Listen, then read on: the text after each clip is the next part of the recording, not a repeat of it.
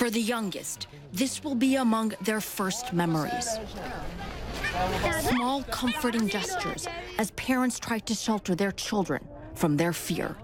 Not the fear of the bombs they fled, fear that the better life they risked so much for was just an illusion. Upwards of 10,000 people are stuck along what was a transit point. This is the Greek side of the border with Macedonia, demarcated by a fence where there used to be none. In recent weeks, Macedonia has only been allowing a few dozen people a day through, and only Iraqis and Syrians. The overarching logic that transit and destination countries are maxed out, and that risks turning Greece into a massive refugee camp. Ahmed and his family have been waiting for around 2 weeks, but they might never make it. His wife does not have her Syrian ID.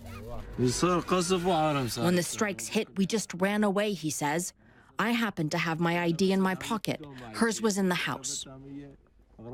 They never had a chance to go back, and stricter regulations make identification many fled without mandatory. Ahmed says they had no idea. His relatives made it to Germany in just 6 days a few months ago.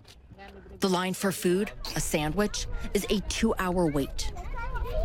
These women, these young mothers from Aleppo, were just telling us that the hardest thing about all of this, and they can put up with just about everything, is the uncertainty of it all, not knowing how long they will have to continue living like this. They are, like the others here, aware that there are high-level meetings that will be taking place between European leaders and Turkey, and it gives them the slightest bit of hope that perhaps this misery will end. Life does morph, as those who fled war know too well. Fadi, who went broke getting here, reopened his Aleppo barber salon, a far cry from the business he used to own back home. And Hamza, one of 6 siblings, highly entertained by our mic, has big plans for his future. Or so we think. استاذ أنا دكتورة. انت دكتورة واو بياع بطاطا.